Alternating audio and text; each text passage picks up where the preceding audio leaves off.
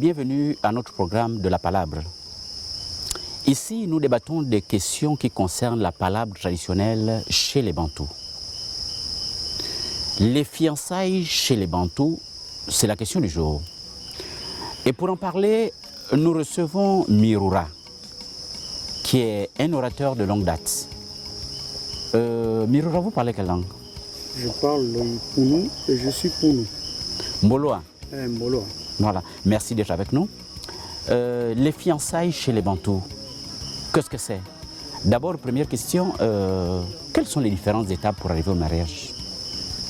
Pour arriver au mariage, il y a, si vous parlez des Bantous, Oui. si vous parlez des périodes, s'il faut se rappeler, je pense que chez nous, les Pounous, il y avait d'abord la consigne.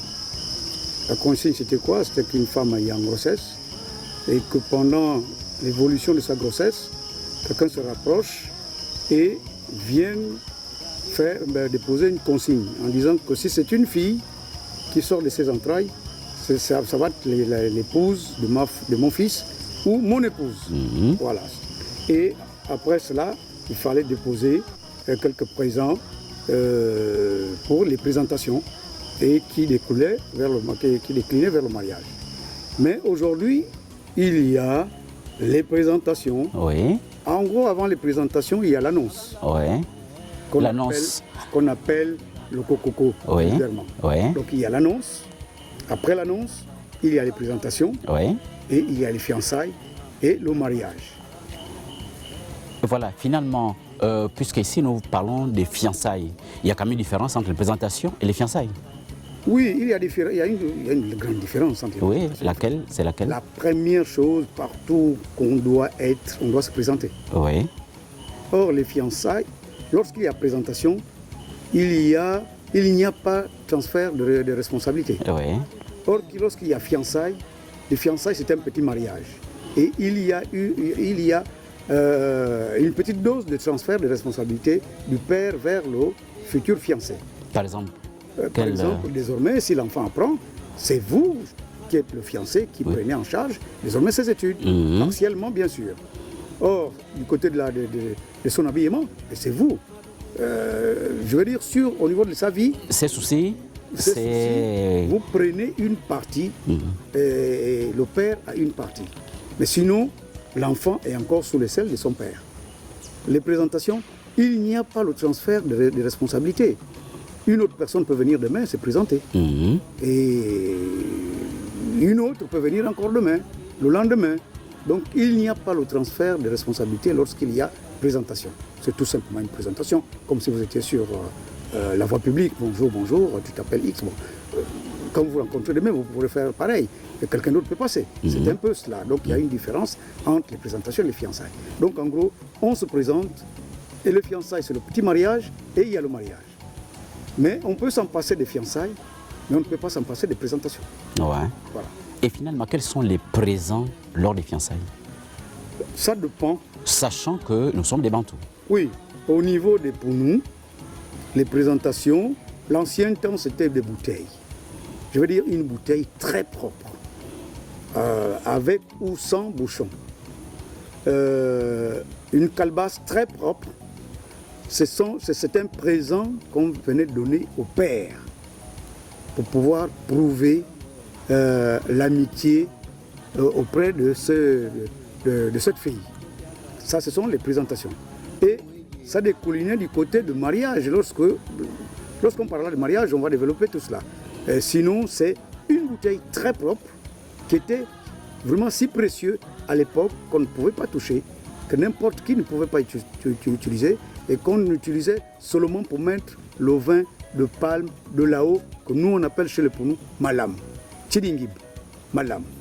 Voilà, parce qu'il y a le vin de là-haut et il y a le vin lorsque le palmier est couché au sol. Voilà, donc on ne parle pas des présents, pas d'espèces, pas de marchandises. Non, je dis l'ancien temps. Maintenant, aujourd'hui, effectivement, quand on vient se présenter, il y a une petite somme d'argent. Ça peut être des zéros, je veux dire entre 100 000 et entre 50 000 et 200 000. Lorsqu'il y a présentation. Maintenant, ça dépend maintenant de famille. Il y a quelques packs de bière, ça peut être 2, ça peut être 4. Quelques packs de jus, ça peut être 2, ça peut être 4. Et il y a des pagnes, ça peut être 2, ça peut être 4. Donc c'est un peu au niveau des génériques, ce qu'on dépose lorsqu'il y a présentation. Ça peut être 2 damjans de vin de 5 litres, ça peut être une damjane de vin de 5 litres, de vin rouge. Voilà. Et c'est un peu, en gros, aujourd'hui, ce qu'on dépose lorsqu'on parle de présentation. Lorsqu'on parle de fiançailles, effectivement, il faut majorer un tout petit peu. Comme je disais tout à l'heure, les fiançailles, c'est un petit mariage. Si aux présentations, tu as déposé 100 000 ou 200 000, de fiançailles, c'est 500 000. 500 000 aux fiançailles, tu as 6 pagnes, tu as 6 palettes, 4 palettes de jus, 4 palettes de bière, 1 ou 2 d'abidjan. Donc là, déjà, la parité doit être déjà respectée. Or, aux présentations, la parité n'est pas respectée parce que tout revient au père. Or, lorsqu'on parle de fiançailles, la parité est respectée. 2. Tu déposes 500 000, c'est 250 000 pour le père, 250 000 pour sa femme. J'ai envie de dire la famille de sa femme. Voilà, en gros, un peu comment ça se passe. Et les fiançailles se passent chez qui? Et qui sont les interlocuteurs? Mais c'est le père. Oui. L'enfant est l'enfant du père, quel que soit son âge. C'est chez le père que tout s'officie. On ne peut pas gérer ça ailleurs. Même si on peut changer de cours. Mais là où ça se passe, c'est le père qui est le maître des cérémonies. Et du côté du fiancé, c'est aussi le père ou bien un représentant? Le plus souvent, c'est le père qui arrive, du côté du pire. Pire encore, le fiancé, c'est le père. Parce que c'est le père qui épouse une fille pour son enfant. Or, la fille, effectivement, c'est le père qui organise le mariage de sa fille et qui donne sa fille en mariage. C'est le père qui valide. Chez nous, pour nous, c'est le père qui valide. Quel que soit son âge, c'est le père qui valide. Et la répartition de ces présents se font donc équitablement entre les parents paternels et les parents maternels? C'est ce que je disais chez nous, les pour nous. Les présentations, c'est pour le père. Ça ne se négocie pas. On ne négocie pas. On vient faire les présentations. Présence ou pas présence de la belle famille, c'est le père. De la belle famille de... La famille de sa femme. Voilà. Donc la famille de la fille. Elles peuvent être là ou pas. Tout ce qui est déposé, ça va dans la poche de son père. Miroura, il faudrait qu'on précise à ceux qui nous suivent. Là, nous avons dépassé les présentations, nous sommes aux fiançailles. Oui, c'est ça que je disais, que ça dépend de famille. Ouais. Et chez nous, pour nous, oui. Après les présentations, ce sont les fiançailles. Oui. Au niveau des fiançailles, ce sont les fiançailles, comme je disais tout à l'heure, qu'on est obligé de respecter la parité. Oui. Donc une partie, lorsqu'on a déposé, je prends l'exemple, 2 damjans de vin rouge, et de 5 litres, il y a le père qui prend une damjane, il y a le père qui donne une damjane à sa belle famille, donc à son beau-frère. Ouais, aux parents maternels. Oui. Voilà, c'est tout. C'est comme ça que ça se passe. Et les espèces, il peut les garder entièrement? Non, il divise aussi. On prend 500 000, il prend 250 000, il prend dans sa poche. Voilà. Et 250 000, il donne. Et finalement, s'il y a rupture des fiançailles, les présents des fiançailles sont-ils remboursables? Monsieur, si vous venez chez le Pounou, tout ce que vous avez déposé, c'est déjà consommé. C'est un peu comme la viande qu'on va en mettre. Donc le serpent, quand il avale, il ne ramène pas. Ça, du côté des Pounou, les présentations ne se remboursent pas. Je rappelle toujours qu'on était aux présentations, nous sommes aux fiançailles, il y a plus de responsabilités. C'est pareil. Il y a plus d'engagement. Présentation, fiançailles, ça, le père ne rembourse pas. Maintenant, les fiancés, il y a eu la cérémonie des fiançailles. Est-ce qu'il y a un délai maximum ou minimum pour amener la dot, célébrer le mariage? Vous savez... Qui décide? Ce n'est pas le père qui décide. Le plus souvent, ce que je sais... Ce n'est pas le beau-père qui décide. Chez nous, pour nous, c'est vrai que l'enfant, c'est une richesse. Une richesse à l'époque parce que l'enfant participait à la résolution des problèmes et de travaux champêtres à la maison. C'est pourquoi l'enfant était une richesse. Aujourd'hui, on dépose l'enfant à l'école pour que demain, cet enfant-là puisse réussir au niveau de l'école des Blancs. Et du côté du garçon, s'il s'intéresse à une fille, le délai l'appartient. Parce que chez nous, l'enfant, on ne le vend pas. Je veux dire, la fille, elle n'est pas vendue. Mais c'est ce monsieur-là, ce bonhomme, qui passe par là, qui rencontre une belle fille, mais le délai l'appartient. Parce que la fille, elle continue à marcher, elle va à l'école, elle va au travail, elle va à la rivière. Si ça veut que quelqu'un s'intéresse, mais si toi tu ne fais que raisonner dans ta tête au niveau de délai, mais celui qui vient pratiquement de plus réaliste, faire des présentations, elle s'en va avec le monsieur. On n'a pas besoin. C'est le futur marié ou le futur fiancé qui fixe le délai. C'est pas le géniteur de la fille qui fixe le délai. Chez nous, il est pour nous. Moi, je n'ai pas de délai. Moi, ma fille, je n'ai pas de délai. Mais c'est à toi qui fixe le délai. Oui. Si tu dis dans 2 jours, mais tu viens dans 2 jours. Et je te libère la fille. Mais si tu dis dans 2 ans, mais entre la journée où tu sors de ma maison, mais comme je disais tout à l'heure, il n'y a pas encore le transfert des responsabilités.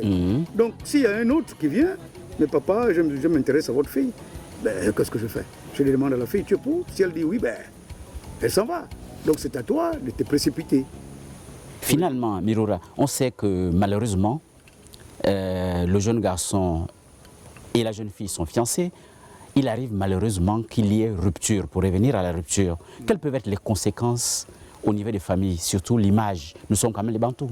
Bon, c'est quand même gênant parce que logiquement, chez nous, c'est l'homme, ça va peut-être frustrer les femmes qui vont me suivre. Logiquement, l'homme est polygame. Logiquement, l'homme est polygame, mais la fille n'a pas officiellement et logiquement le droit d'avoir 2 hommes, 3 hommes. Donc c'est gênant du côté des parents que cette fille-là puisse changer des hommes de temps en temps. Sinon, la logique voudrait que quand une fille présente un homme à ses parents et qu'il y ait la gestion du mariage jusqu'au bout. Mais ça dépend maintenant parce que il y a des filles aujourd'hui qui sont éduquées d'une manière. Elle va dire je veux bien qu'on soit mariés, je veux bien t'amener chez mes parents, mais toi et moi, nous ne pourrons partager le lit qu'après avoir consommé le mariage.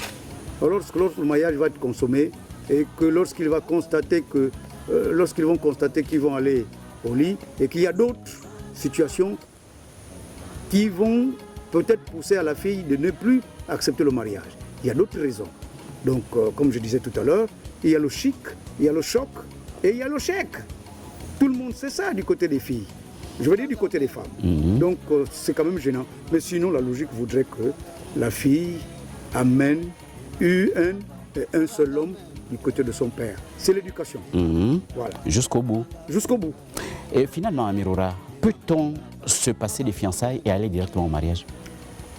Moi, je dis, comme je disais tout à l'heure, qu'on peut s'en passer des fiançailles ou des fiancés. Mais les présentations, on ne peut pas. On ne peut pas consommer un produit sans chercher à savoir le propriétaire du produit. Je prends un exemple bête, vous partez dans un magasin, vous ne pouvez pas directement prendre une pomme et la consommer sans payer. Voilà. Logiquement, allez-y voir le père de la fille et faire en sorte que votre amitié puisse se solidifier avec la fille. Ce serait mieux.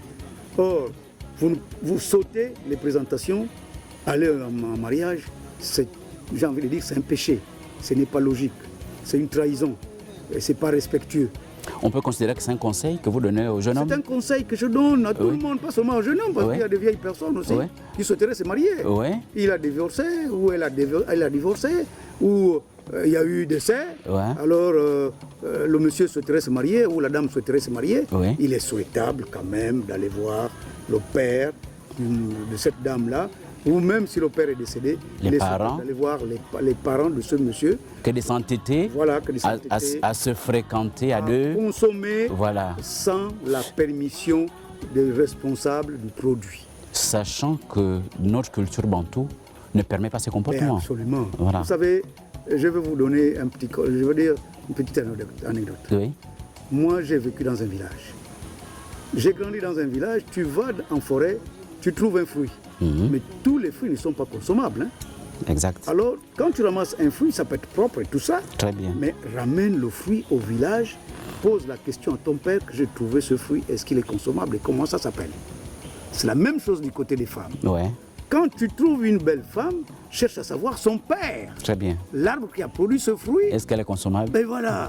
Est-ce que je peux prendre cette fille à moi? Même si tu l'as déjà amenée dans ta famille. Est-ce que c'est pas toxique? Voilà, est-ce que c'est pas toxique? Et parce que cette femme-là, est-ce qu'elle a une bonne éducation? Est-ce qu'elle s'est préparée? Voilà. Parce qu'il y a la cuisine, il y a le salon et il y a la chambre. Finalement, revenons sur les responsabilités. Le jeune garçon, la jeune dame sont fiancés. Quelles sont les responsabilités, par exemple, de la fiancée vis-à-vis de sa future belle famille? Mais les responsabilités sont partagées. Ouais. En principe, c'est une cohésion. Oui. Parce que les fiançailles... Imaginons que les deux fiancés se retrouvent chez leurs parents au village. C'est tout simplement démontrer les capacités Oui. de la gestion d'une famille. Voilà. Comment gérer la famille. Oui. Et rapproche-toi de ton beau-père pour obtenir quelques conseils. Elle doit se rapprocher de sa belle-mère ou de sa mère pour obtenir quelques conseils. Ouais. Je vais prendre un exemple bête. Je descends avec ma femme au village, chez moi, à Mwabi. Ouais. Le matin, même si elle avait besoin d'avoir un peu plus d'heures de sommeil ou de minutes de sommeil, à 6h30, elle doit sortir de sa chambre, déjà balayer son salon, balayer sa cuisine, essayer de ranger les assiettes, aller à la rivière, parce que nous, le lavage, c'est à la rivière. En ce moment, ma mère va constater, même si elle ne me dit pas, elle me dira, mais à la fin de ma mission, je veux dire de mes vacances, elle me dira, ma mère m'appelait Djadj, donc je portais le nom, ou je porte le nom de son grand frère. Oui, tu as trouvé une bonne femme. Et vous, le fiancé, chez les parents de la femme? C'est la même chose. C'est le même comportement. Village, je dois aller dire bonjour à mon beau-père et pourquoi pas l'accompagner à la période de vacances si ça tombe. Ce sont les travaux champêtres. Vous n'avez jamais tenu une hache pour abattre? Qu'est-ce que vous devez faire? Mais c'est pas logique, c'est pas une bonne éducation. On doit chercher à savoir. Vous savez que les jeunes aujourd'hui accusent les parents qu'on n'a pas appris à abattre ou à débrousser. Non, c'est une erreur. C'est une erreur. Moi, j'ai mon fils, mais parfois, je suis très content quand il me pose la question. Mais papa, quel est le nom que tu portes? Signifie quoi? Parce qu'il ne me pose pas de questions. Mais la jeune fille te dira, tu m'amènes au village, je ne sais pas porter le panier. Mes parents m'ont jamais aidé à porter le panier. Il y a toujours un début pour tout. Comment elle a fait pour porter le sac qu'elle amène chaque fois qu'elle sort? Est-ce que c'est du côté droit ou c'est du côté gauche? Est-ce qu'elle porte les chaînes ou les gourmettes, etc. Mais il y a toujours le début. Mais au contraire, en face de ma mère, de sa belle-mère, ou en face de sa mère, ou chez sa mère, ou chez sa belle-mère, elle doit poser des questions. Comment faire ceci? Comment faire cela? Et s'adapter, faire des efforts. Voilà. Vous savez, chez nous, ce n'est pas n'importe quelle femme qui pile. Je veux dire qui pile. Ça peut être le manioc, ça peut être la banane, ça peut être, je ne sais pas moi, quel produit, parce que chez nous, on aime le niembois. Donc, les sauces faites à base de noix de palme. C'est pas n'importe quelle fille. Voilà, c'est pas n'importe quelle femme. Dites-nous tout, qu'est-ce qu'elle doit être? Évidemment, parce que chez nous, on dit en langue, chez nous, en Ipounou, la femme, quand elle est au sol, c'est-à-dire quand elle est en règle, elle n'a pas le droit de toucher la marmite. Pire encore, le pilon et le mortier. C'est défendu chez nous, les Pounous. Voyez-vous, ce genre de geste, même si elle est seule, elle ne doit pas le faire. Donc si elle n'est pas à côté de sa belle-mère, elle n'est pas à côté de sa mère, qui a reçu une éducation de la part de ses anciens, c'est un péché. Mirora, pour terminer, parlons un peu du lieu d'habitation.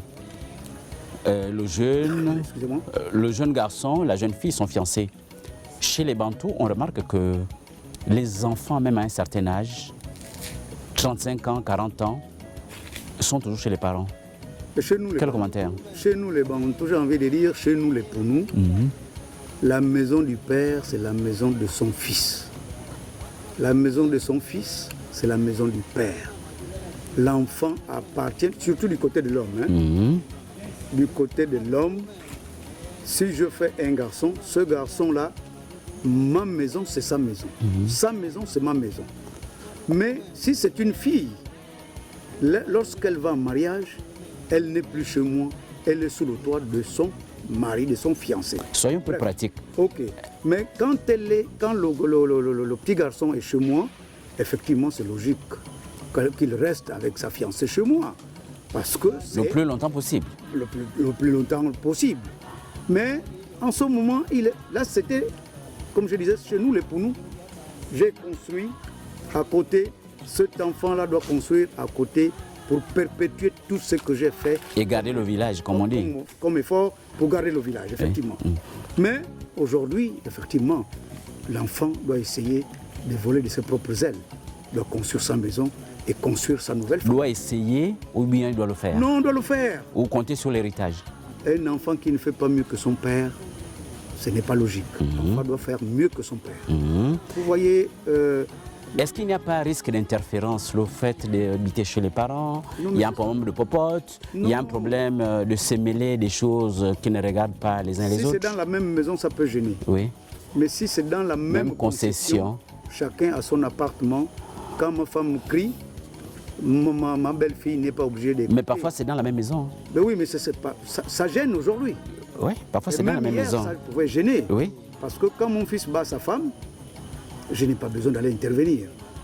Donc il est judicieux aujourd'hui qu'il a sa maison à côté. Voilà. Chez nous, les Pounou, il doit avoir sa maison à côté, sa plantation, voire même son débarcadère. Parce que moi, j'ai mon débarcadère, mon fils doit avoir son débarcadère avec sa fiancée. Un petit fait, ces jeunes fiancés habitent chez les parents, ils sont invités à une cérémonie, doivent-ils demander la permission à leur papa? Ils doivent donner au moins l'information. Pas demander la permission, mais donner l'information. Est-ce que le papa peut avoir le loisir d'interdire aux jeunes de sortir? Bon, logiquement non. Parce que, quelque part, il n'est plus forcément sous les selles, parce que tu lui as donné la permission d'évoluer avec une âme sœur. Voilà. Et il va commencer à éduquer son âme sœur pour pouvoir gérer leur nouvelle vie. D'où être autonome, plus ou moins indépendant, autonome. Voilà. Hors du lieu des parents. Voilà. C'est mieux qu'ils soient ailleurs. Mais sinon, s'ils sont invités, s'ils doivent faire une sortie, vaut mieux quand même donner l'information. Pas demander la permission, mais donner l'information au père en disant que demain je ne serai pas là, j'irai à tel endroit pour telle raison. Voilà. Il n'est pas obligé de dire au père, il peut dire même à sa mère ou laisser une note. Voilà, ça peut être verbal, puisqu'aujourd'hui il y a l'évolution, mais ça peut être aussi écrit. Il glisse sous la porte où il donne au wash.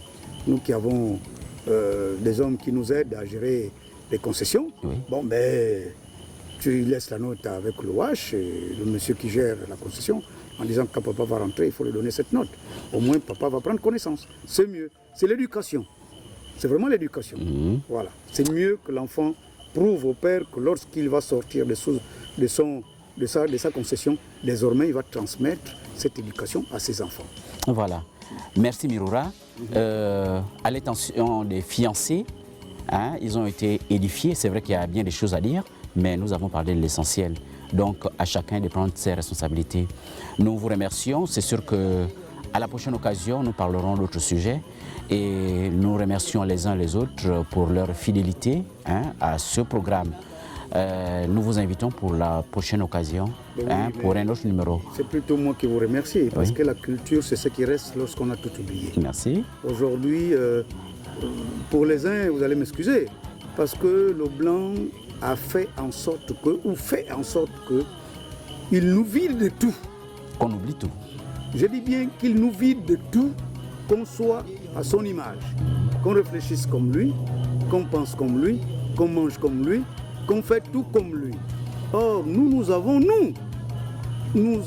nos mœurs, nos cultures. Si je parle spécifiquement de Pounou, nous avons notre culture.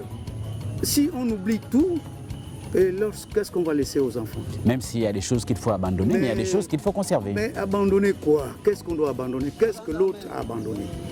Donc, c'est plutôt moderniser et adapter. Merci. On ne peut pas abandonner. Moi, je suis pour nous. Ça va être difficile que demain, je fasse un enfant, que cet enfant-là vous dit que je ne suis plus pour nous. Donc, il est souhaitable, comme je disais tout à l'heure, multiplier vos contacts, faites en sorte que vous vous rapprochez de plus, parce que je n'ai pas la connaissance infuse. Il y a d'autres félicitateur, qu'on appelle le plus souvent orateur, qui savent mieux que moi. Vous allez écouter et vous allez être édifié. Vraiment, c'est moi qui vous remercie. Et il est souhaitable quand même que vous essayiez de perpétuer ce genre de rencontres. Merci encore.